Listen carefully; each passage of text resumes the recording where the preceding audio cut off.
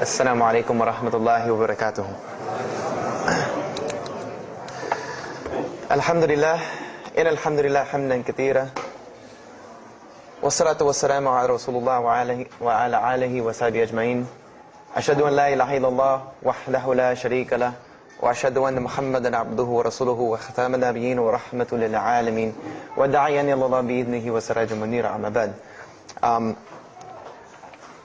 I'm going to tell you tonight about my journey from where I once was as a former Christian youth minister to how I got to where I am now.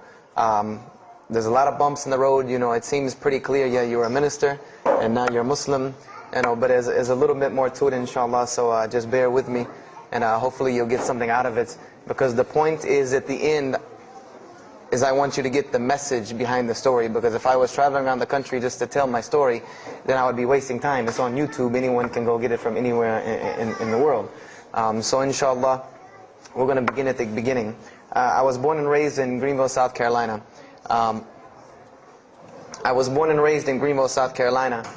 And I was raised by my grandparents, because at a very early age my mother had stepped out and my father was working 2 jobs. So it was me and my grandparents. And my grandparents were the traditional, conservative, Southern Christian folk, as they say. They were very, very conservative in their ideals and their ideologies, in their ways. You know, as you hear about, people being set in their ways, that was my grandparents. Like we did it this way, and this is the way you did it every single day, and that was it.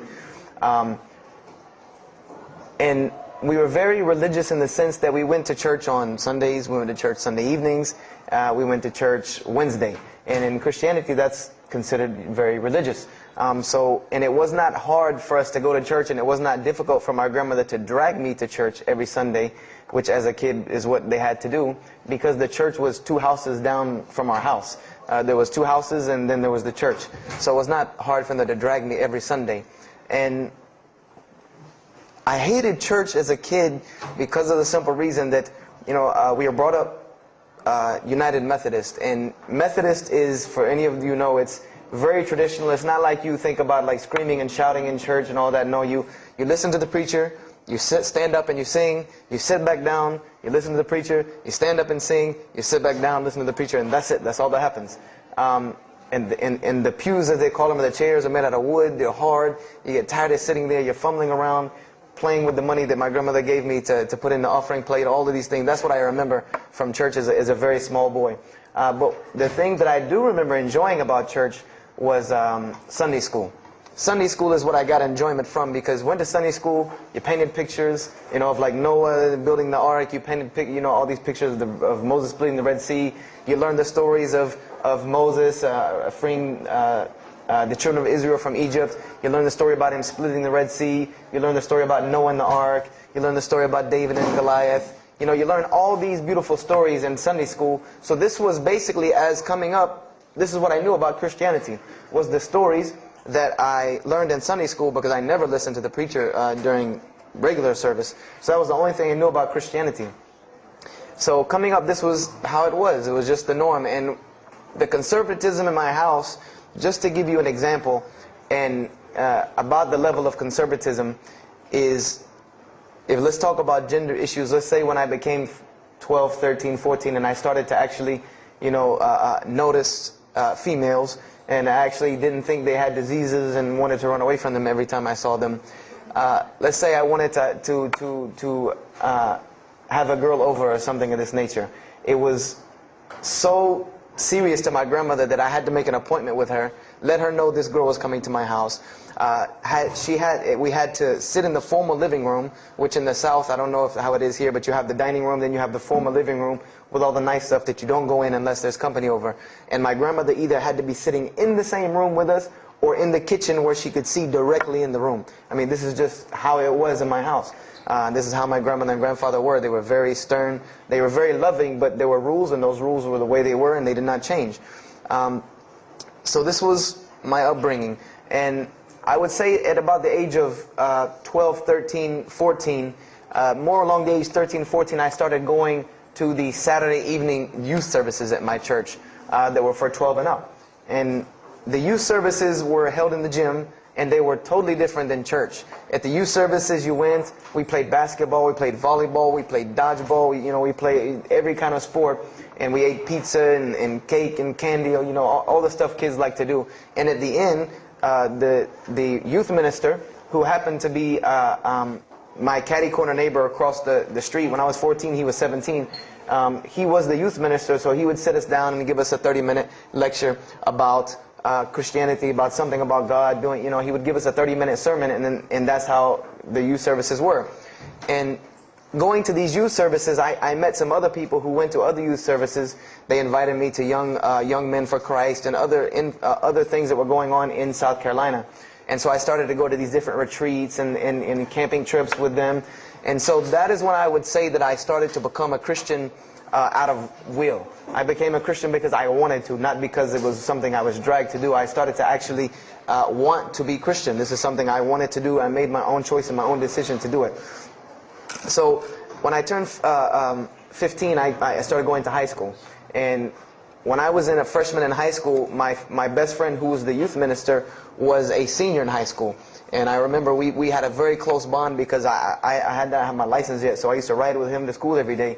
And it was a big deal for me to be able to ride to school with a senior, especially since he had a brand new, or it was a brand new, but he had a restored '67 Mustang, which I've always been a fan of cars when I was a kid. So we had a very close bond, and we were very good friends because both of our parents were very similar. They didn't let us do much. So we spent a lot of time with each other. And when I became a sophomore, he graduated and started to attend Bob Jones University.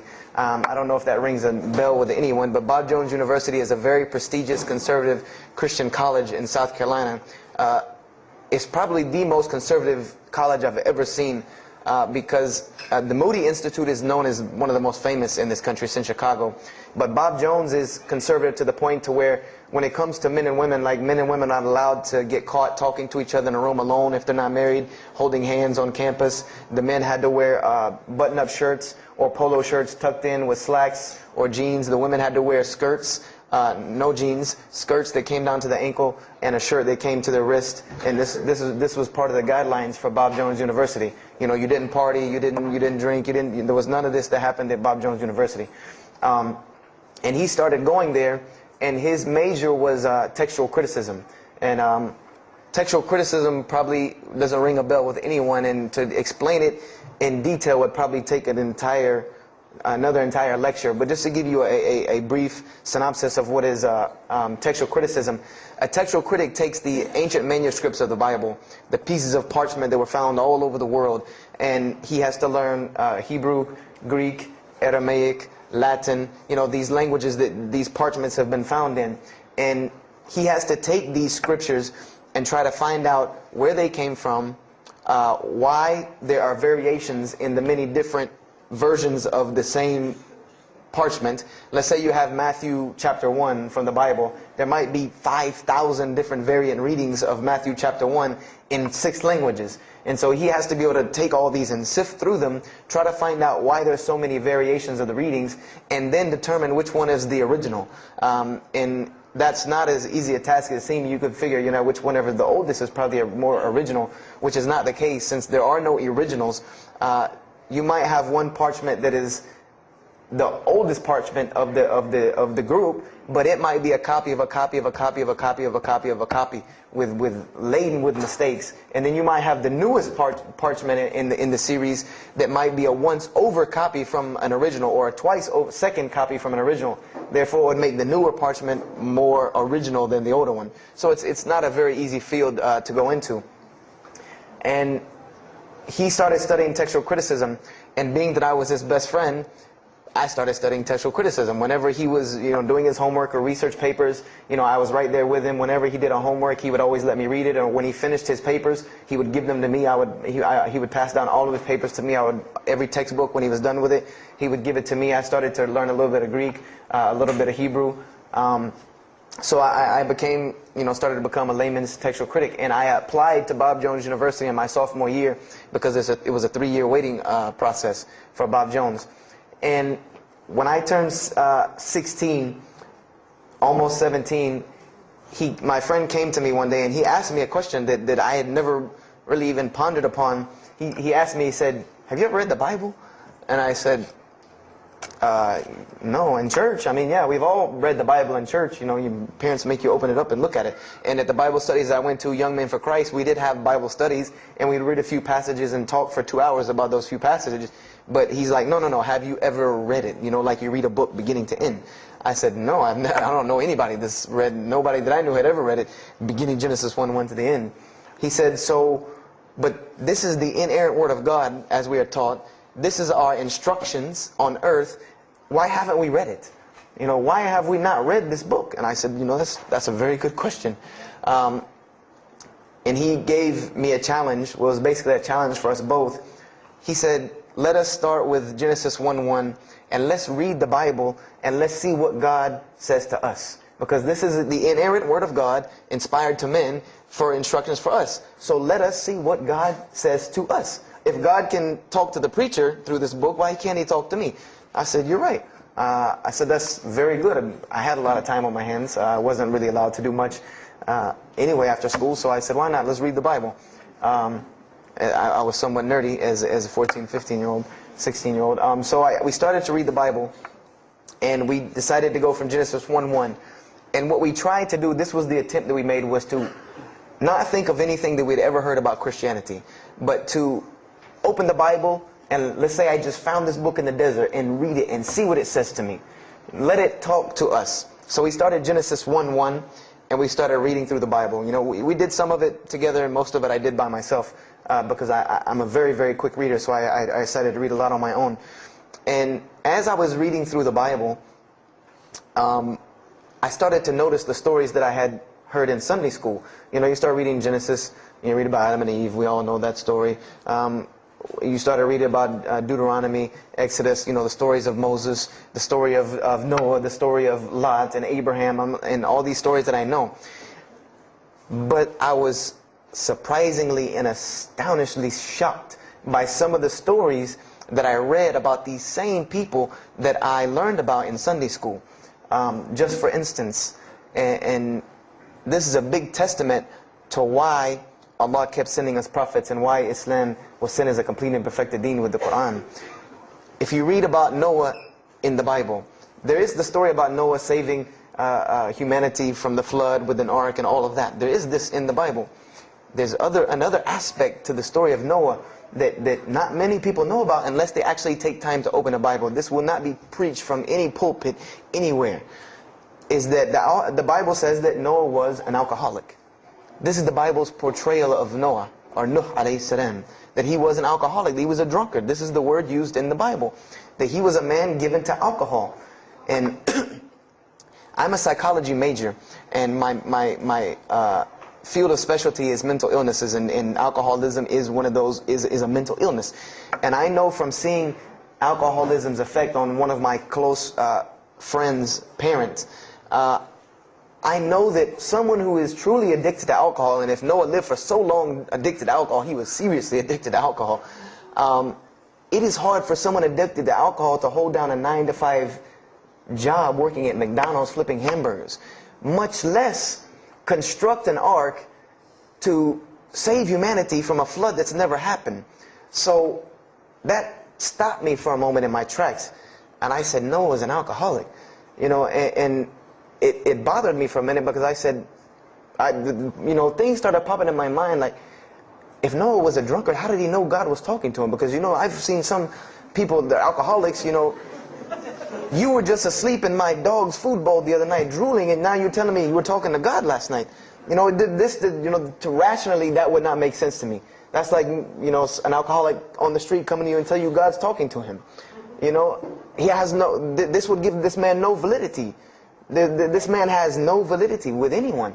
So I didn't pay it too much attention. It caught me, but I said, you know what, I'm going to keep going, because there's one thing that you don't do in Christianity, and I'll tell you what it is in a minute when I started doing it. Then I came across the story of Lot, or Lut alayhi salam. And we all know the story of Sodom and Gomorrah in these stories, but there's another very twisted story in the Bible about Lot and his daughters. There's a story of Lot and his daughters in the Bible that says his daughters got him drunk one night and seduced him and committed incest with him. This is the Bible. This is one of the Bible portrayals of the prophets of God. The person who saved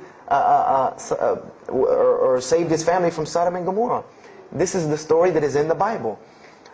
So I'm catching myself again like, oh, this is becoming a really bad habit that I'm seeing. This is becoming a bad recurrence that I'm seeing over and over again in this Bible.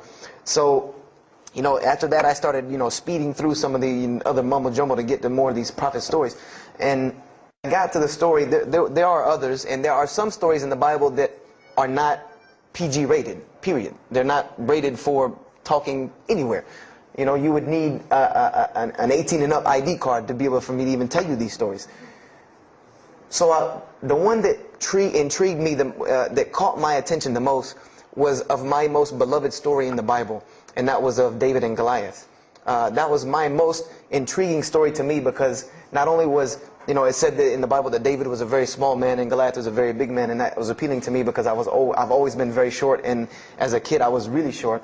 So, I said this was a very beautiful story to me, just in its prose and in its concept of overcoming. And so I started to read about David. And there are very beautiful stories about David in the Bible. There are indeed. But there is one story about David in the Bible that shocked me to my core. And it's a story about three people. There's three people in this drama: David, Bathsheba, and Uriah.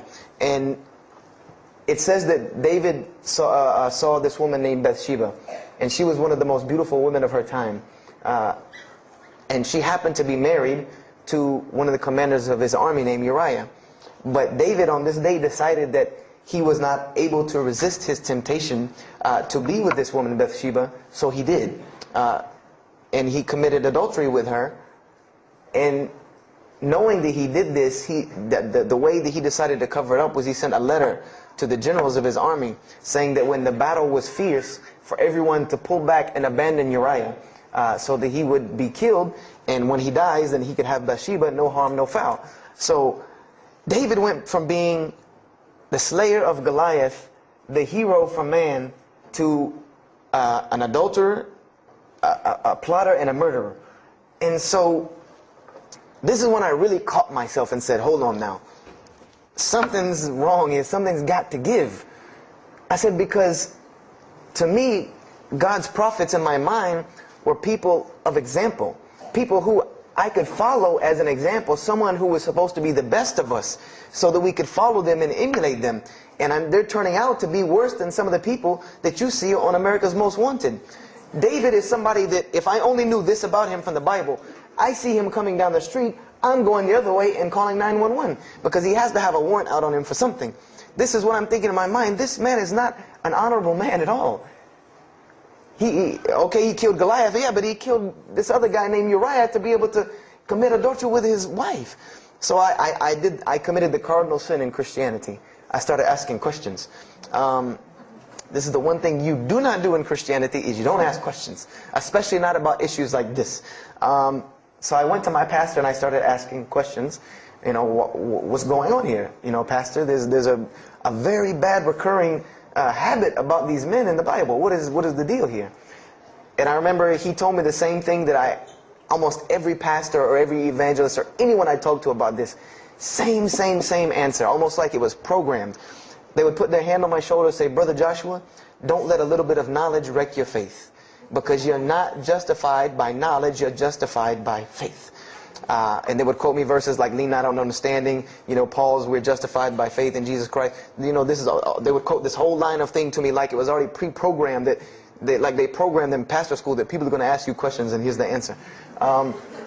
So I said to myself, I don't know, Pastor, this just seems kind of odd. He said, let me tell you something. What you're reading is the Old Testament referring to God's covenant with the children of Israel. And they were a different people, a very stubborn, crazy people. So why don't you move on to the New Testament? In the New Testament, you'll find the new covenant they were under with Jesus Christ, and I promise you things will change and be better. I said, okay, perfect. So I went ahead and finished and got to Malachi and then started with the New Testament. So I opened the New Testament. I said, here we go. Let's start all over again. But there were a few things that I had learned from the Old Testament that I wanted to keep in mind when I started to read the New Testament. I learned, number one, that God was one in a unique sense. This is what I learned from the Old Testament, that God was one in a singular, unique sense. This is over and over and over and over very clearly in the Bible. God's nature is one. This is so clear through the Old Testament. And that He was very jealous about His worship. And every single time the children of Israel would turn to something else other than Him, He would punish them and restrict their lifestyle. This is something that I learned. And it kind of, the similitude to me with how God dealt with the children of Israel was, and I hate to use this stark contrast, but it's almost as if one of us went out, God forbid, I hope not, and let's say we went out here and robbed a bank. You rob a bank, you're going to jail for a long time. And every day when you wake up, do you think that jail is going to look like the Hilton at LAX? No, I doubt it. It's probably dark, cold, bad food, orange jumpsuits, not nice people, the whole 9 yards. And the reason why this is, and I know this now from studying psychology, is that this is supposed to be a stark reminder every single day when this person wakes up that you are in jail. This is supposed to remind them every single day you're in jail because you committed a crime. And we run this, not you. This is the message that is being portrayed to this person in jail. So when the children of Israel kept rebelling against God, He restricted their lifestyle. If you study Judaic law now, it is some of the most strict religious law you can find. All of the good things that we enjoy as Muslims, even when it comes to dietary laws, like the good parts of the meat that we are allowed to eat, they can't have these things. These are things that are restricted from them. Why? Because God, Allah, wanted to remind them every day that I am Allah. I am your God. You will worship me. I run this, not you. And I understood this from reading the Old Testament. This is a concept I had come across. So I started with the New Testament, Matthew, Mark, Luke, and John. And one other thing that I did when I started to read the Bible was, if you go to Barnes & Noble, let's say you go to Barnes & Noble and you take a book off the shelf. What is usually the first thing you look at? The title. Then the next thing, the author. You want to know the title and the author. What is the name of the book? Who wrote it? And if you do this test with every single book of the Bible, you get a title and no author. Author unknown. Or author is appears to be so-and-so. Or we derive that so-and-so possibly written this. Like let's just say for Exodus, they say Moses wrote Exodus. Which if you read some of Exodus, he couldn't have written all of Exodus because the last part of Exodus is Moses' death, burial, and Joshua taking over the children of Israel. And now, unless Moses was a sure indeed prophet that was able to write things after he died, then he did not write these things. And so when you go to Matthew, Mark, Luke, and John, I wanted to know Matthew who, Mark who, Luke who, John who, because it's called the Gospel according to Matthew. The bad thing is that no one knows. No one knows because no one pinned their name down to these things. No Bible scholar in his right mind will tell you that we know for sure Matthew so-and-so wrote this, Mark so-and-so wrote this, Luke so-and-so wrote this, John so-and-so wrote this. It's factual information that we do not know who wrote these. So I was intrigued. I'm like, that doesn't, why would somebody write this book that's supposed to be passed down over generations and people are supposed to, this is the inspired word of God to guide mankind, and nobody decided to pin down who wrote it. But anyway, I started to read it, and I started to notice things about the teachings of Jesus Christ. And they were not what I had learned in church. When Jesus spoke, He spoke of the nature of God. And when He spoke of the nature of God, it was the same nature of God that I found in the Old Testament. Jesus said many times that God is one. God is unique. He would even quote from the Hebrew Scriptures. Hear, O Israel, the Lord your God is but one. When He was asked, what is the greatest commandment? Or He was asked the greatest commandment. He said the greatest commandment, and every Muslim should understand these two concepts. This should be nothing new to you. The greatest commandment is to love the Lord your God with all your heart, with all your might, with all your strength, and then to love your neighbor as you love yourself. He said the rest hang on these two, which we know in Islam we have rights of the Creator and rights of the creation. So this was the concept that He was teaching. And he even said in 1 John 5:17, and this was more clear to me than anything else can be, this is life eternal, that they may know you, the only true God, and Jesus Christ, whom you have sent. And when you look at that in the Greek and the Aramaic, it is almost exactly to a T of La ilaha illallah Muhammad Rasulullah. Now that I know Arabic and have understood that, very same similar statements. Yes, indeed, there were some implicit statements about that you could implicitly, if you took them and separated them from everything else, you could maybe derive that Jesus was trying to claim some divinity or something for himself. But I also know from doing psychology, and I did a little bit of law too, that an implicit statement cannot override an explicit statement. An explicit statement always takes precedence. So if Jesus said God is one, and he anagorically may have alluded to God being more than one, then the clear statement overrides that each and every single time. So this is what I found through the New Testament. And I also found that Jesus taught salvation. But his salvation that he taught was obeying God and following the commandments. This was his mode of salvation. One man asked him, "Good master, tell me how I can inherit the eternal life." He said, "Follow the commandments." Follow the commandments. He even, in Matthew, was so sincere about it. He said, "Whosoever shall follow the least of these commandments and teach men to do so shall be called the greatest in the kingdom of heaven. But whosoever shall break the least of these commandments and teach men to do so shall be called the least in the kingdom of heaven." So this I understood very clearly, that Jesus taught the same nature of God that was in the Old Testament. He taught that the salvation lied in worshiping God and following the commandments. This I understood. Matthew, Mark, Luke, and John were very clear about this. There were other things, the only begotten Son, but these things were not in red letter, so I did not give them as much weight as what I did to the actual words that Jesus Christ was saying out of his own mouth. So I read Matthew, Mark, Luke, and John. All of it was saying the same to me. I said, I was thinking to myself, this is not what I was taught about Christianity. You're taught that God is 1 in 3, 3 in 1. 1 equals 3. Father, Son, Holy Spirit. Jesus died on your cross to forgive your sin. And there was another thing that I noticed from the Old Testament, and this is a beautiful lesson to Muslims, because you're asked this all the time, especially when it comes to dawah. And I never put 2 and 2 together until I learned Islam and then read the Bible one more time. Is I wanted to know why the Jews wanted to crucify Jesus so bad. Why so bad? They could have just mobbed him anywhere and killed him on the street. It's not like he had clans like the Arabs that would have come and backed him up. I said, why didn't they just kill him? Why were they so strict and sincere to tell Pontius Pilate, you got to kill him and you need to sanction it? We can't do it, but you need to sanction it to kill him. And now I understand it, was that Jesus had a mission, and that mission was to share God with the world.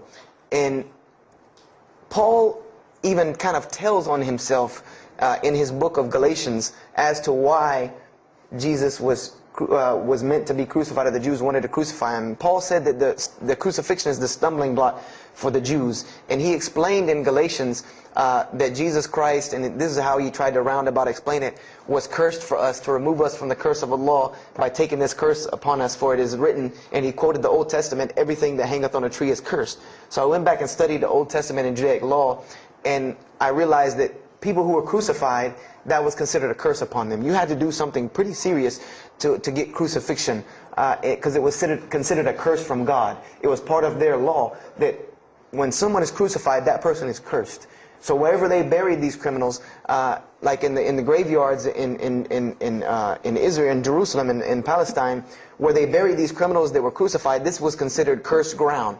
This was considered ground that you didn't go on, and you did nothing here, because these people are cursed by God. So I started to put 2 and 2 together. That it's not that they wanted to kill Jesus, because they could have just killed him. They wanted to disprove who he was. This was their point, was to disprove who this man was. He said he's the Messiah. They wanted to disprove it, and they knew if you can crucify Jesus, he can't be the Messiah. He cannot be our Messiah if you can crucify him. And even if he is, if we can still force our crucifixion on him, then that'll detriment his message. So they understood this and knew this, and this is why they wanted to crucify him. And this is exactly why Allah saved him from it. This, because everyone asks you, why did Allah save him from the crucifixion? Because you cannot crucify. That was part of his law that he came to fulfill, that he could not be cursed according to this law. He said, I have come to fulfill the law. To fulfill it. Therefore, he couldn't be cursed according to it. And this is why he went to the Garden of Gethsemane and asked God to remove this from him, because he knew how detrimental this was to his message of crucifixion. So I began to see all of these things. So I started to read, I got to the book of Acts and started to read the writings of Paul the Apostle. And things went from this to this. It went from one way to another way. It went completely flipped, turned around. The entire teachings went from obeying God, worshiping God, following the law, to worshiping Jesus Christ and abolishing the law completely. Paul even wrote to the Galatians, "Oh, you foolish Galatians, why are you still following this cursed law?" Jesus Christ came as a curse to remove us from the affliction of this curse.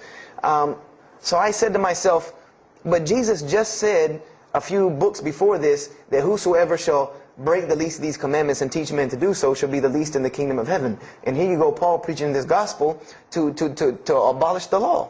So I even asked, what is going on here? So I started asking my pastor, and my pastor said, now you're getting into deep water. You know, now you're starting to question the New Testament. You really have some issues. You know, they even thought that I might be, you know, possessed and all kinds of things. So I had a very big conflict going on inside of me, and my friend took me to his textual critic teacher, his professor. And what this man told me probably wrecked my faith in Christianity. And I always say, I doubt he would be very happy me traveling around the world telling people that a Christian professor from Bob Jones University wrecked my faith in Christianity. But he did. Because what I asked him was, what happened to all these contradictions? You know, in the Old Testament there are many contradictions. If you study Hebrew language, you'll understand that when you read some of the Old Testament or the Torah, that there are some parts of the Torah that you can see is the most beautiful Arabic that you can see. The most beautiful Hebrew that you can see, just like when you read the Quran. It's very beautiful Hebrew. And then 2 chapters later, you'll see Hebrew that looks like a broken 3-year-old who is trying to scribble some Hebrew down. It looks very colloquial, very dialectic. You can tell it's not the same person speaking. So I went and asked him about all this stuff I saw. And he told me, he said, what you have is a book written by men over centuries and centuries and eons and eons. And he says, and this book started as an original that was copied and copied and copied, and somebody added a mistake, and somebody came behind him and corrected that mistake and added 2 of his own. Someone came and copied it and skipped a line and added a line where it wasn't supposed to be. And then someone else came and copied it and took it to his country, and in order for it to fit well with the doctrine they were teaching, he would cross out a dot here or cross out a word here or change a word here so that it would fit with the theological ideas of this part of the world. And he said, and after all these years, you have a book now that is compiled from all of this, written by the hands of men that still have men's fingerprints left on it. And that's what you have. You have an imperfect book that is only perfected through faith. This is exactly what he told me, that this book is perfected through faith. You cannot perfect it textually. It's not a textually perfect book. Those who believe in it by faith.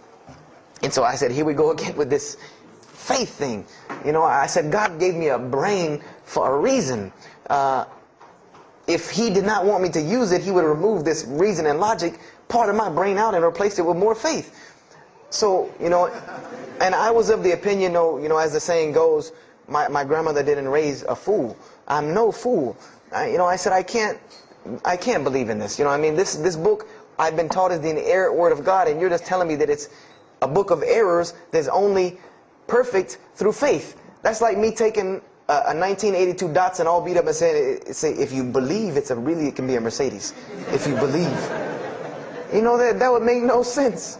You can't take a car to the car dealership and say that. No, if you really believe it, if you look at it right, it's a Mercedes.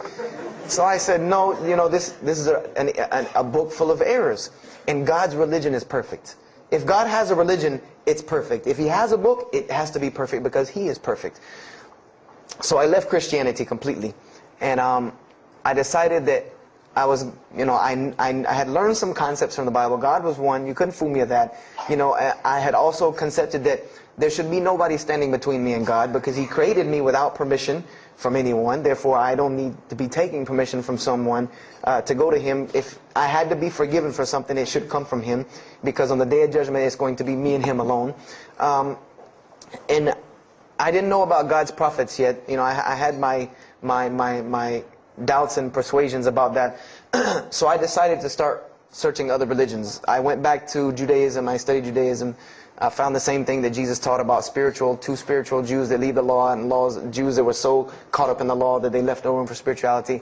I studied Buddhism, Hinduism, Taoism, Confucianism, Wiccan, Bushido.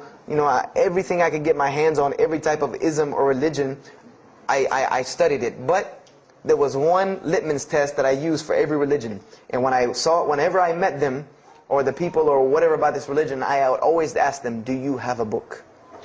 Do you have a book? Because another thing I had come to the conclusion of is that if your religion is true, you should be able to tangibly hand me something and show me that this religion is true. Give me something that I can see. I don't want to hear that faith stuff anymore. I heard that all my life, and look where it got me. It got me thinking I'm driving a Mercedes running around in 1982 beat-up Datsun. I said, no, you have to show me. And so I read the Bhagavad Gita, I read the Torah, I read the Scrolls of Tao, I read the Code of the Bushido, I read the Wiccan Book of Spirits and Spells and all that other magic stuff they have. And I read all of these things, and I found something very congruent with all of it, was that there were very same philosophies and teachings in all of these major religious books. They all talked about God and His nature. Most of them alluded to the fact that God is one, and that God sends messengers to us and people to us to teach us. But they were filled with a whole bunch of garbage, to be honest with you, that I couldn't logically, rationally believe. So at about the age of 17, just about the time, about 17 and a half, I gave up my search for God. And I became kind of angry with God, because I said, here I am looking for you, and I can't find you, and it doesn't look like you're giving me any help. And I don't know how many of you know, but for a 17-year-old that is frustrated with God and the world, there's a lot of trouble he can get into. There's a lot of things he can do to put himself in predicaments when he's frustrated with the world and had come to the conception that, if there's a God that exists, then He doesn't really care about me. That's a kind of a dangerous young man. So I started doing the whole partying in trouble, going to parties, drinking underage, all of this stuff I started doing. I'm a perfectionist at heart. So when I was a Christian, I tried to be the best one I could. If I was going to switch to being any other religion, then I was going to do that 100%. So you better believe when I went after the dunya, I did that 100%. And I was a martial artist since I was 15 years old, and even though it was only 2 years, 2 years at 17, you think you're Bruce Lee. So I got into a lot of fights. Got kicked out of school, had to go to another school, got in one fight, got arrested for a fight, and there were a couple incidences that stopped this downward spiral, because I was on a very, very quick downward spiral that would end.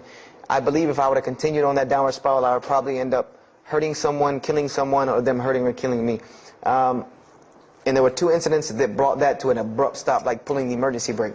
And the first one was a car accident that I was in. My friend and I were on the way back from Clemson University from a frat party, and we were driving up 385 in South Carolina, and we were both highly intoxicated. And I decided that night that he was driving, I decided to put my seatbelt on for the only reason that I kept falling over when I fell asleep without the seatbelt on. Because I didn't really believe in the seatbelt thing, because I said, if I'm going to die, I'm going to die. That was the conception that I come up with, that if it's time for me to die, it's time for me to die. I didn't believe in the whole tying your camel thing. So I put on my seatbelt, and I fell asleep. And the next thing I know, I remember waking up with the car shaking. And I woke up to grab my friend, because I thought maybe he had fallen asleep. But when I woke up, the only thing I saw was the tree line and then the pavement coming right at my face. And the window smashing and the car flipping, the whole 9 yards. And us landing in a ditch. And I remember getting out of the car. That was the first thing I thought. You know, number one, I couldn't believe that, you know, you don't really think about, oh, you're alive. No, you just move. I jumped out of the car and realized that I had jumped out of the back of the car that wasn't there anymore. It was still in the median on the other side of the highway, and the front part of the car was over in the ditch. And I drug my friend out, who was knocked unconscious, and pulled him over the side of the road. I had no injuries. I looked at myself trying to find what's missing, and there was nothing but a piece of glass stuck in my arm that I pulled out. And it just so happened that a state trooper was passing the other way, because he turned around and came back. And when he came back, he asked what had happened. And the first thing he asked me was, did you see what happened? Because there was other people who would pull over, so I guess he thought that I was a bystander, because I started to walk towards him. He's like, did you see what happened? You know, where are the people? I said, yeah, I really saw what happened. I was in the car. You know, and he was like, you know, as they say, like the color drained out of his face, because he was shocked. He said, "There's no, how were you in that car?" You know, and of course they took it to the hospital. My friend got arrested, DUI. But before he put us in the ambulance, he was a man of God, because he looked at me and he told me, he said, "Young man, you better realize that you're on this earth tonight for a purpose. The only reason you're still alive is that God has a purpose for you. If not, you don't live through things like that. People without purpose, if you didn't have a purpose, then this night would have been your night. So you need to realize that." I said, this old man's out of his mind. You know, if God had been looking for me, he had the opportunity to get me a long time ago. So don't tell me about that God stuff now. So I paid it no attention. And about a month later, 3-4 weeks later, my friend and I, same two, he's on crutches still, we decided to go to New York City. We decided to just take off, drive to New York City. We didn't tell our parents where we were going. I said I was sleeping in his house. He said he was sleeping in my house for the weekend. So we drove to New York. And in New York, I remember going to the ATM to get some money. And in New York, they have these ATMs where you have to go in the little glass room to get your money at ATM. I don't know if they have that here or if any of you have been to New York. Now, alhamdulillah, you have to put your bank card in to go in there. But in '97, it was not like this. You went in, and it was almost like the game Mousetrap, because you go in, take out your money, criminal comes right in behind you. There's nowhere for you to go. You know, there's nowhere to run. So I went in and I took my money out of the ATM, and I heard the door open behind me. You know, so I turned around. You know, I thought somebody was coming in behind me, and there was a man who put a gun to my face. And he must have really, really, really, really needed this money, because he didn't ask me anything. He didn't say a single word. I just remember looking at the gun in my face and him pulling the trigger. And it was a revolver. And to this day, I'll never forget that image in my head of seeing that little spindle turn and hearing that very distinct click of a revolver. And it probably could have been like a .32 snub-nosed gun like this, but when it was in my face, it looked like one of those like cannons that you see on the movies. And I remember when he pulled the trigger, I didn't think anything. You don't think anything. You just blank. You just go into this like shock of blankness. And then a couple seconds later, thankfully I had been doing martial arts. That might have helped me overcome the fight or flight syndrome, because all I could think was, go! You know, like myself kicking myself, like, what are you doing? Go! So I bum rushed him. We went flying, he went flying, money went flying, gun went flying. And I took off and went to the hotel and didn't say anything to anybody. We went back to South Carolina the next day. And I didn't say anything because we weren't supposed to be in New York. My grandfather would have killed me. If that guy didn't kill me, my grandfather would have took care of it. So I didn't say anything until about a month or two later. You know, I kept having nightmares about this same incident. I kept having night terrors from this incident. And so I told my grandmother about it. And she told me the same thing that the officer had told me. She said, you know, you have to realize that God has a purpose for your life. You're here for a reason. People don't go through the things that you've been through and still walking on this earth without a reason, and you're pushing the limit. This is what she told me. You're pushing the limit, really. God has something for you, and He wants you to get it, but you're pushing it. And she didn't tell me to go back to Christianity and study my Bible. The only thing she told me was that God hasn't gone anywhere. You just have not looked in the right place yet. And so I decided to put myself back together. You know, the car wreck, the gun thing, the getting arrested for fighting, like all of that, like really made me stop really quick and think, that I need to get my stuff together. So I became an agnostic, someone who I believed in God with no form of religion. I prayed to God on the floor on my hands and knees, because this is how all the books of God, this is how the Bible, the Torah, the New Testament, the Bhagavad Gita, all of these scriptures that I ever read, they said that this is how the men of God prayed. And it was during this time that I did read one book about Islam in the public library, because I had never heard of Islam ever.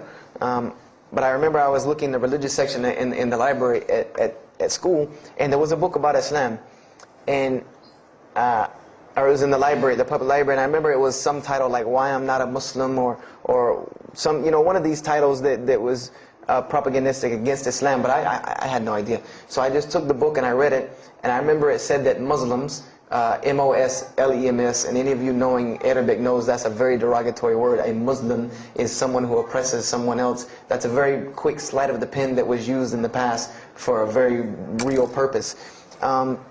It said that Muslims were people who worshipped a moon god named Allah, who lived in a box in the desert in Saudi Arabia, and they were oppressive to women. I remember there was a whole chapter about how they could have 4 wives and as many as they want, actually, because they could marry 2, divorce 1, get 3 more. This whole, and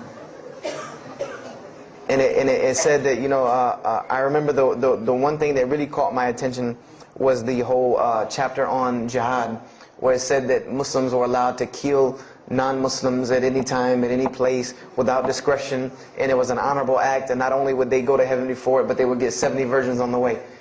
So I closed the book on Islam, put it back on the shelf, and marked off Islam off my little list of religions, and said thanks but no thanks, and if I ever see a Muslim, I am out. And I said I'm pretty safe in Greenville, South Carolina. I had never seen a Muslim ever. So I said, I don't have to worry about running into no Muslims, thank God. So, I started, just worshiping. I tried to just be a good person, pray to God, ask Him for guidance, try to be a genuinely good person. And I remember what changed is when I met a Muslim. I met a Muslim who I had met a couple of times at school. We had went to school together, and I knew him, but I never knew that he was Muslim. And there's a couple of reasons why I never knew he was Muslim. Because he was African American, number one, and the book said that Muslims were Arabs.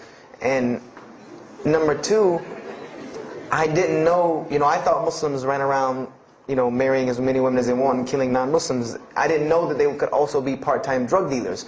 So I never knew that this guy was Muslim. I didn't put 2 and 2 together. So we were at his house one day, and me and my other friend, the one that I got into a lot of trouble with, I'm trying to keep him out of trouble now. We were at his house, and we were debating something about religion. I forget what even the topic was, but you had 2 teenagers thinking they know everything. And I was trying to explain something to him about the Bible. And that guy came in and was listening. He said, "Have you ever heard of Islam?" I said, "Yes, I've heard all about Islam." He was like, "Okay, so what do you think of it?" I said, "What do you mean what I think of it? That's probably the worst religion I've ever seen on the face of the planet." He's like, "Why?" And he's like, "I'm a Muslim." I was like, "Man, stop playing." Like, you're an African American. He's like, "So?" I'm like, "The book said you guys were Arab. All the Muslims were Arabs." And he was like, "What else did you read in the book?" And I told him. He was like, "Man, what in the, what have you been reading?"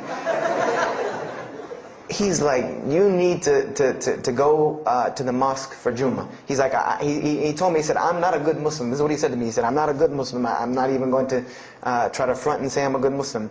He said, "But I can guide you to some people that can tell you the real truth about Islam," because he knew about my story about wanting to find religion. And he said, "You need to go to the mosque for Jummah." And I said, What's Jummah?" He said, "It's just like church with no chairs." And I said, "I can do church with no chairs because in church the chairs were the worst part anyway.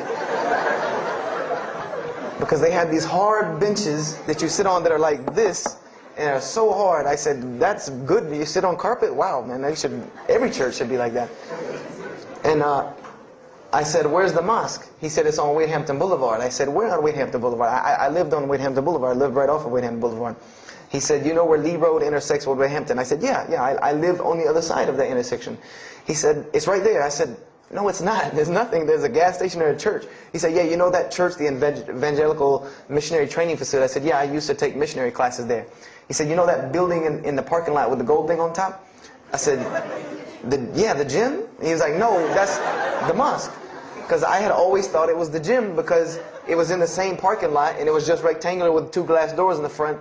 And you could literally walk in between the church and the masjid and touch them like this. Anyone doesn't believe me, go to Greenville, South Carolina, look at the masjid.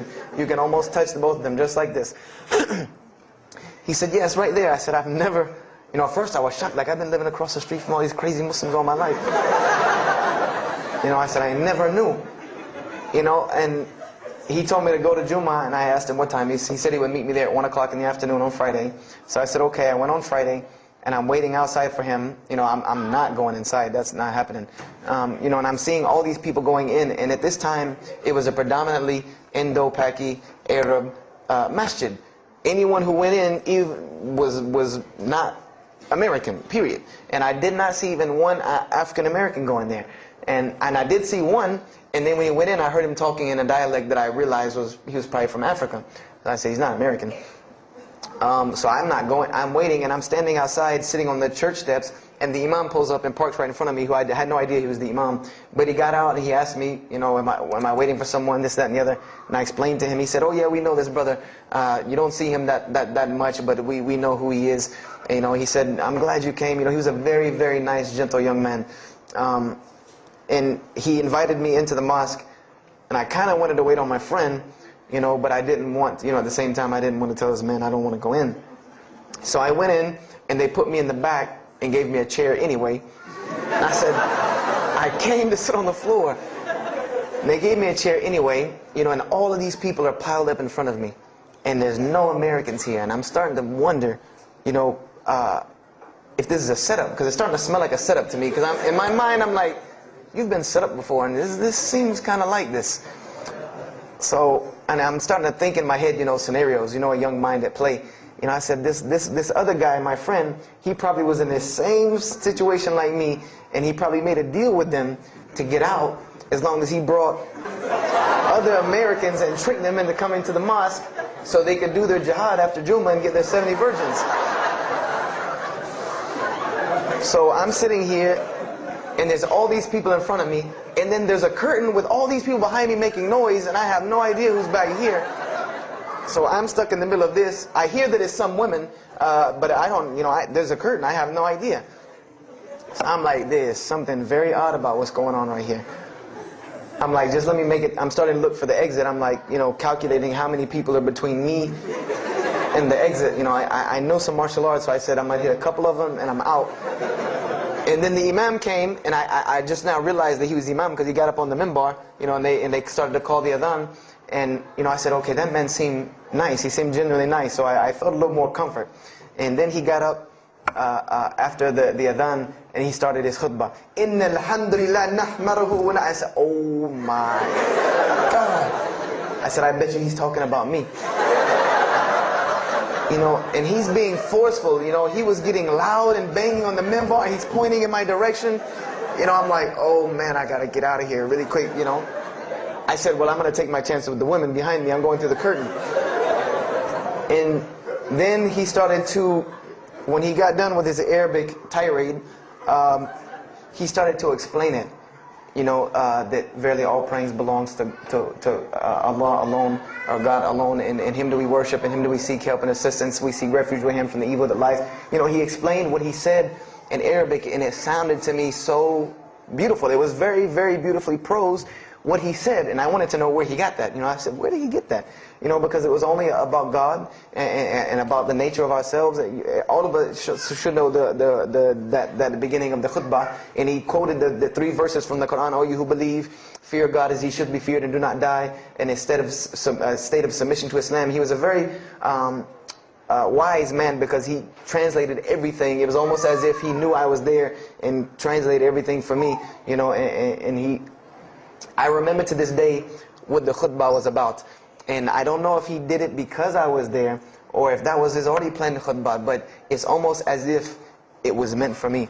The khutbah was that, the title of it was that the forgiveness of Allah is open to anyone at any time, at any place, no matter what, unless they have committed shirk.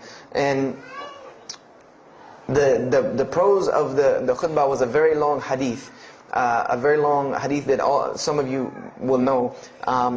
And just to make it short, it was the hadith where the Rasulullah met Angel Gabriel, or Angel Jibreel, and Angel Jibreel was telling them to tell him that if the Muslims commit this certain sin, to tell them that Allah would forgive them. And every time he would tell the Muslims, they would say, okay, well then what about this sin? And he would go back and meet with Angel Jibreel, and he would go back and come back and say, tell them that Allah will forgive him for that. And this discourse happened, for many different sins. And then finally Angel Jibreel alayhi salam said, tell them that Allah has said, no matter what they do, even if their sins are compiled, like the oceans are from the east to the west, as long as they have not associated a partner with Allah, tell them that Allah will forgive them. And I remember he told me that, or he said that, that the door of repentance to God is open as long as you have not seen the angel of death or the sun hasn't risen from the west. I didn't really understand the sun risen from the west thing at that time. But, and he said that, God's forgiveness has to come from God alone. And this was the whole premise of his khutbah, was on forgiveness and tawbah. And I was saying to myself, these are all of the same concepts that I had formulated through reading the religious scriptures myself. And I'm asking myself, where did he get this stuff from? Where did he get all this? And he started using names like, he used the name Ibrahim alayhi salam, he used the name Musa, and I'm like, he translated it to Abraham and Moses. I'm like, where did he, where is he getting these? These are names from the Bible, I know these people. And so after the khutbah, they started lining up for the prayer. And I got apprehensive because everybody's getting up in front of me and blocking my exit from the door. And so I guess one guy in the back saw me, and because I had to move back a little bit, he said, we're about to pray. And I said, pray to who? And he said, to God. I said, which one? And he said, the one that created the heavens and earth. The same one that's in the Bible, the only creator of the heavens and earth, the only God. I said, yes, I know him. And so the Imam started to pray, and when he recited the Quran, I know it sounded very intriguing. I had no idea what it was. But then when I saw Muslims bow and prostrate on the floor, verses and verses of every religious book that I had ever read started ringing off in my head, that this was the way men of God prayed. And the first thing that I could think of in my mind was, this is worship. That's what I said to myself. This is not prayer, because prayers are asking God for something. These people are worshiping God. So I said to myself that you've written this religion off way too easily. I thought I was a much more open-minded person than that, and I was ashamed of myself that I had written it off with just one little book. I had put all these studies into the other religions. I read this one thing about Islam and was done. So I went to the Imam after Jummah. He talked to me, and I would have to say that I was probably a little bit rude with him. And I've asked him to forgive me. I saw him a few years later. I said, you got to forgive me for the first time you saw me. Because he started telling me, would you like to know a little bit more about... He had a very heavy accent. He was an Egyptian brother. Would you like to know a little bit more about Islam? He tried to give me some pamphlets. I said, no. I don't want any of this right here. I said, do you have a book? This is what I wanted to know. Do you have a book? Can you give me... He said, yes, we have a book. I said, it's called the Quran. I said, can I read it? Is it in English? Can I read it? He said, sure, you can read it. And then he tried to explain it to me a little bit, how it came by. I said, nah, just give me the book, because the book should speak for itself. So I took the Quran home, and on Friday night I started to read it, because this is a book I had never seen before. And I was very interested. So I went home and I opened the Quran, and I read the Fatiha. It seemed to me kind of like the Lord's Prayer. It was a little similar to what I found in the Bible. But then I started to read Surah Al-Baqarah. I started to read Surah Al-Imran. And I started to see names that I had seen before. I started to see names like Abraham, Moses, David, Jesus, Yahya, John the Baptist, Zechariah, Mary. And I said, I know all of these names, but there was something different about these people in this book. The prophets that I found in the Bible were people that were deplorable, of not very good character. These same men in the Quran were someone who were at the highest echelon of moral character and moral fiber. They were someone that was an example to be followed because they lived the message that they preached. Therefore, they were able to be followed and emulated. So, I read all of these chapters, and I read the story of Jesus, peace be upon him, because when I saw the name Jesus first, that really intrigued me. I wanted to see, what does this book have to say about Jesus? And I read the story in Ali Imran, and I read the story in Surah Maryam, and it was more beautiful than anything I had ever read in the New Testament, or any nativity story that I had ever heard. It was more beautiful than that times 10. I remember the only thing that I could capture in my mind was the miracle of how, because in the Bible you never really figure out the conflict of how Mary gets over this finger pointing at her about her coming with a baby and she's not married. There's no real end to that. There's no real defense for her from this in the New Testament. But the Quran is so explicit and so clear that Jesus' first miracle was to speak from the womb, to speak as a baby and defend the honor of his mother. Something that you cannot deny. Something that you cannot deny about her, who Mary was, when you have this baby speaking on her behalf. So I would say I read the Quran entirely in 3 days. But that first night, after I had made it through Surah Al-Imran, my heart was already given to this book. I didn't know what it meant to be a Muslim. I didn't know how to be a Muslim. I didn't even know what that meant. But I knew that whoever it was that followed this book, I wanted to be like these people. I wanted to be like the people that I read about in this book. These were people I could follow. These were prophets. This was a book of guidance. And this was something that the book is calling and appealing to me. That if you don't believe in this book, you never see that. I've never seen this in any other scripture. The direct challenges that are in the Quran, that if you don't believe this book is true, put it to the test. Put it to the test. And this was something that was so astounding to me, that God is telling you over and over again, if you don't believe this is the truth, test it. Bring me something else like it. Test it. Put it to test. If it was written, if there was more than, all of the analogies about God, everything was so logical, so rational, so reasonable in my mind, that it was like 2 + 2 = 4, and that was it. There was no 1 + 1 + 1 = 3, egg, yolk, water, fight. There was none of that foolishness. The Quran was very direct and very straightforward in its teachings.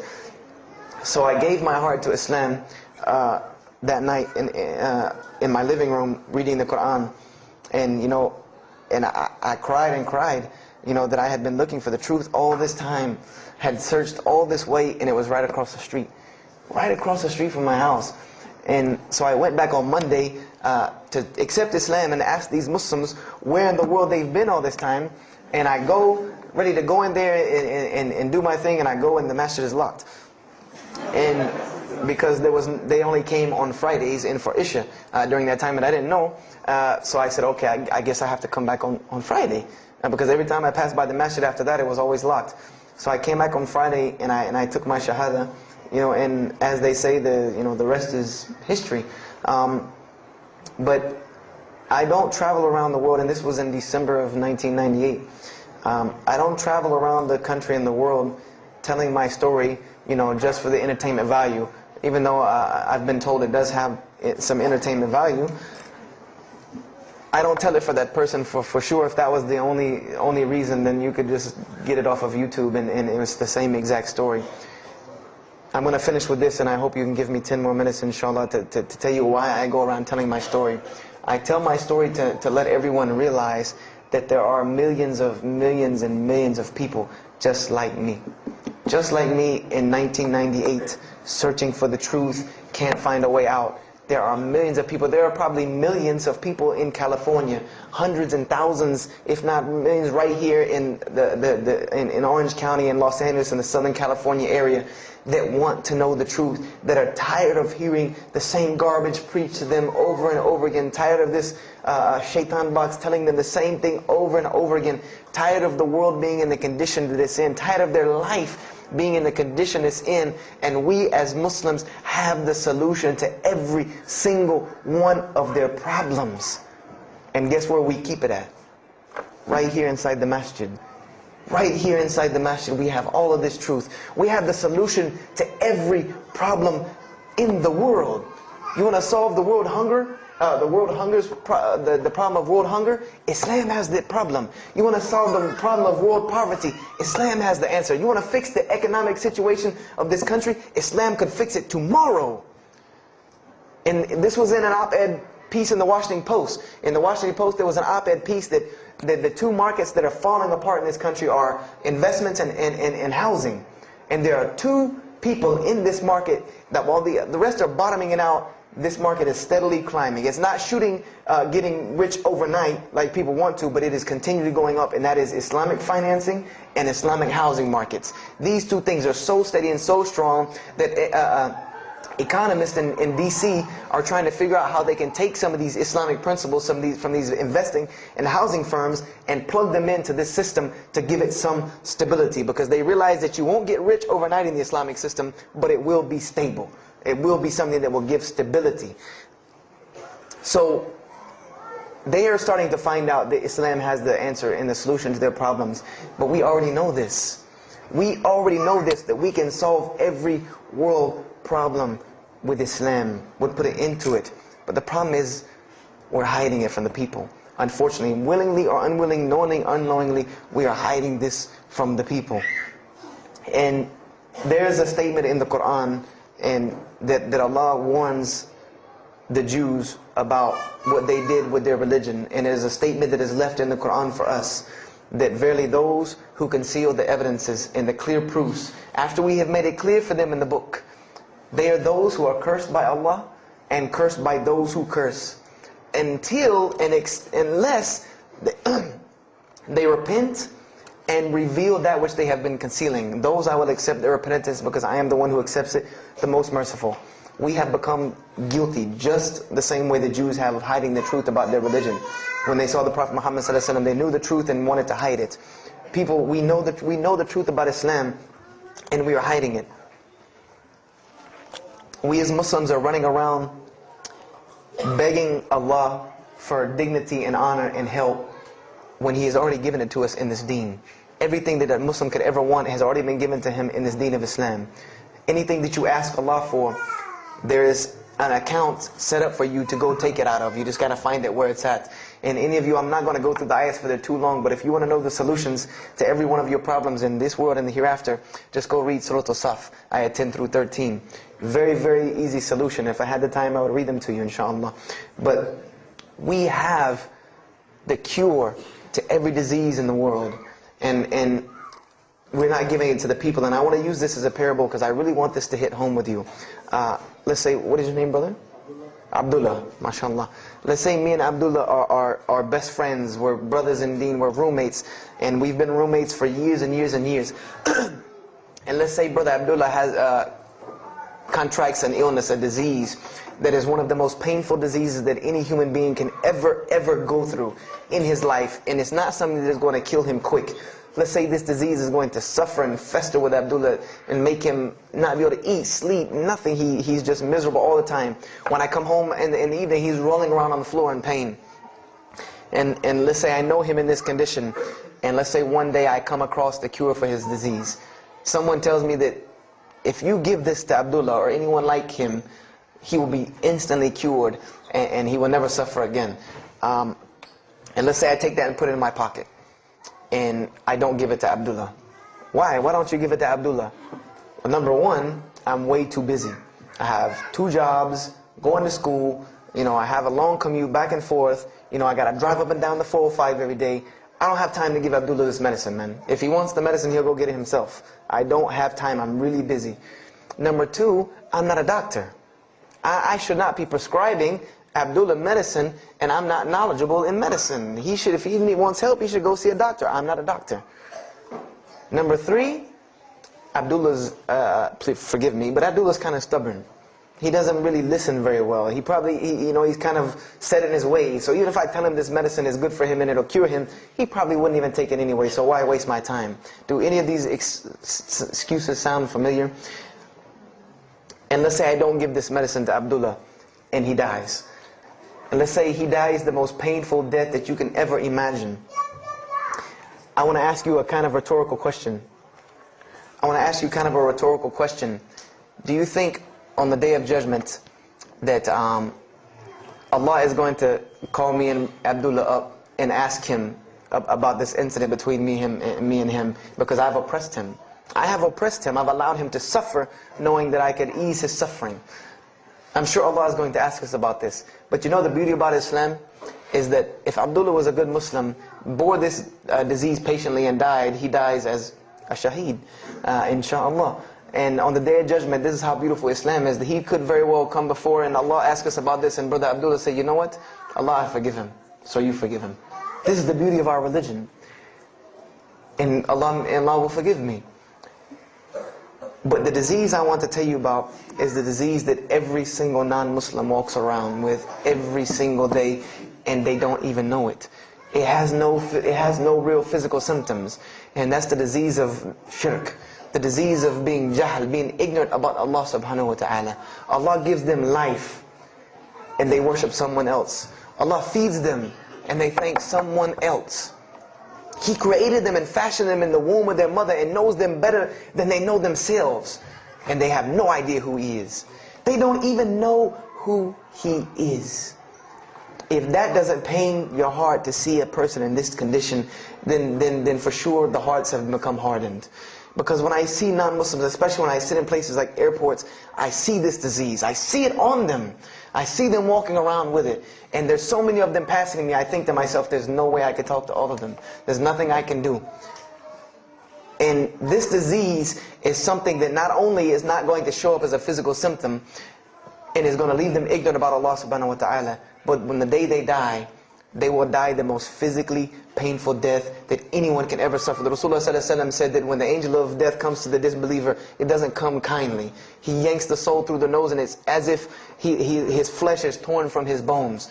It's as if they take Brother Abdullah and turn him upside down and stuff him in a human paper shredder.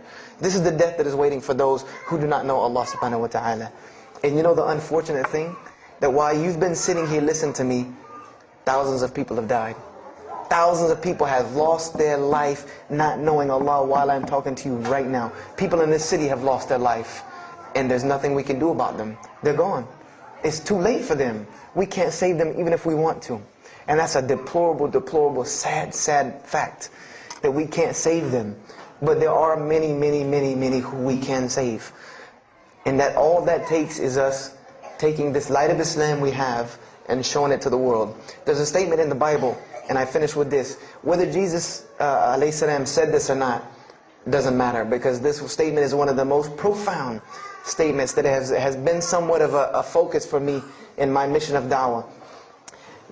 It is said that no one would bring a candle into his home and then place a bucket on top of it, because then no one would benefit from the light. No, if someone would bring a candle in their home, they would set it on the table in the middle of the room so that everyone could benefit from this light.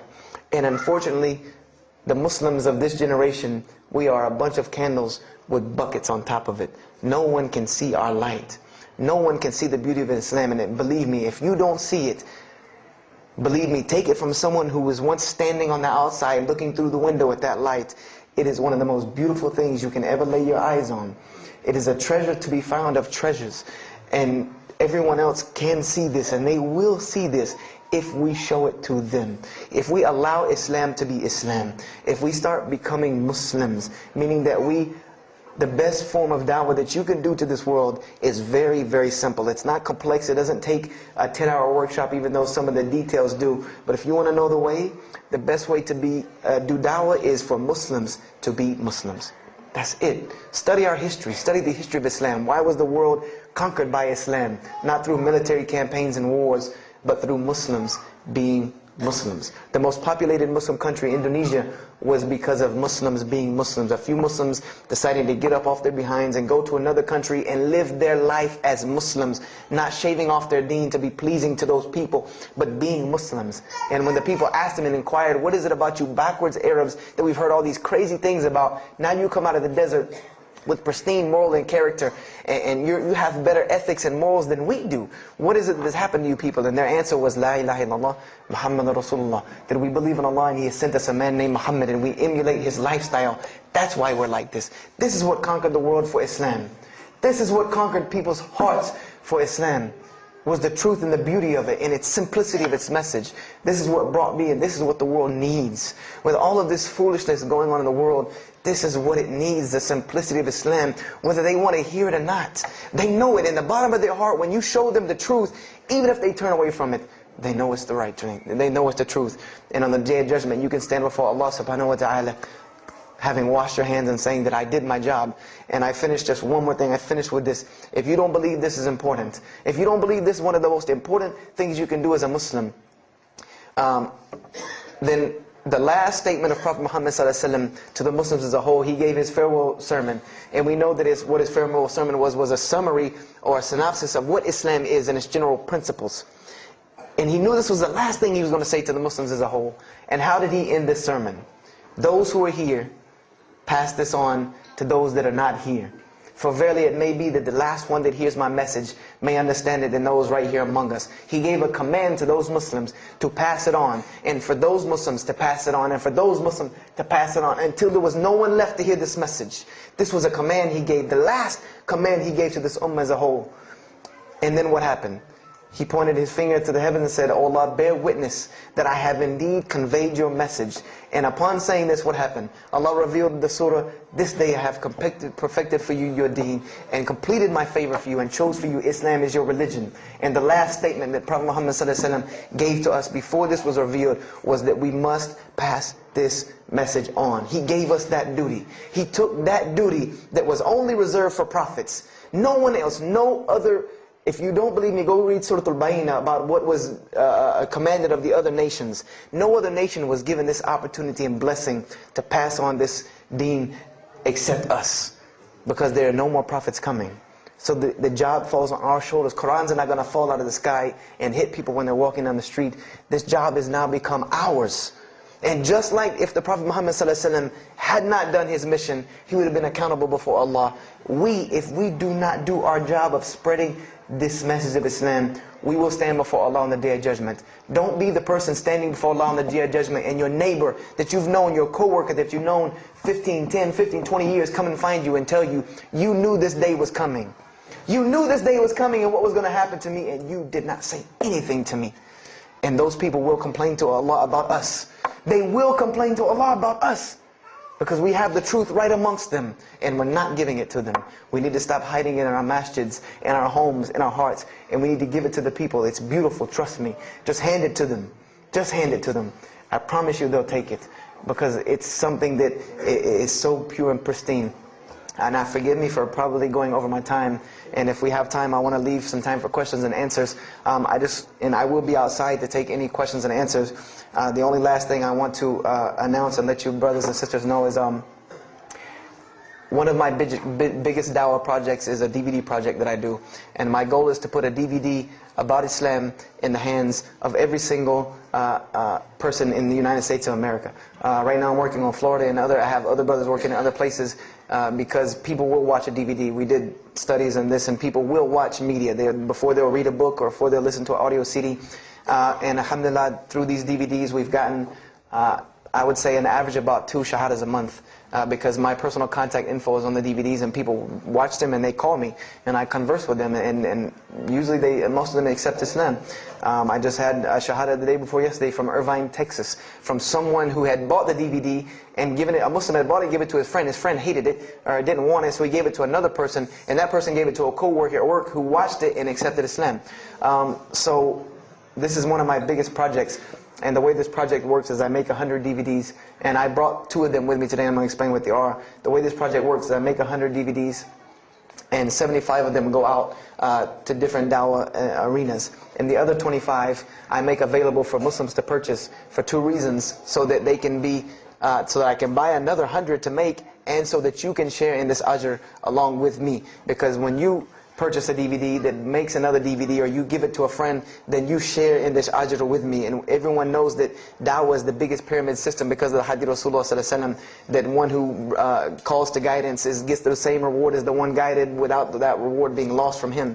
So I made these DVDs available to the Muslims so that you can put a little effort in da'wah and make another 100 inshallah. So I brought 2 today, and they're outside. One of them is called Islam in the Bible, which is basically what I just told you in a PowerPoint format, so that you could see all these verses that I saw, all these things that I read that allowed me to see the truth of Islam very clearly when I saw it, and I coincide them with the Quran so that you could see them. And there's another one the other one's called The True Gospel of Jesus Christ, where I go through the New Testament. Well, first part I think is an interview about me and my story to Islam, and there's some other Q&As on the other DVDs about nature of God and all these different things.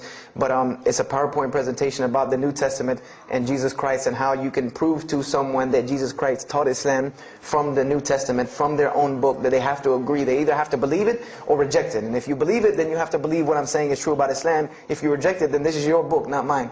So, you know, I try to use these 2 teaching methods, and they also can be given to non-Muslims because they're in a PowerPoint format. They're in a very educated format, and they're available outside for $10 each. So if you could, please don't make me take any of them back home, because they always hassle me about taking 200 DVDs on an airplane anyway. So please come and get them. And if you have any questions, my contact info is on there and everything. If you have any more questions for me, and my website and everything. I thank you for your time. And if anything has been of benefit, know that truly all good comes from Allah subhanahu wa ta'ala. And if anything that I have said is incorrect or hurtful or shameful, know that indeed that comes from my own nafs and my own lack of understanding. أقول هذا واستغفر الله لي ولكم فاستغفروه إنه هو الغفور الرحيم. السلام عليكم ورحمة الله وبركاته.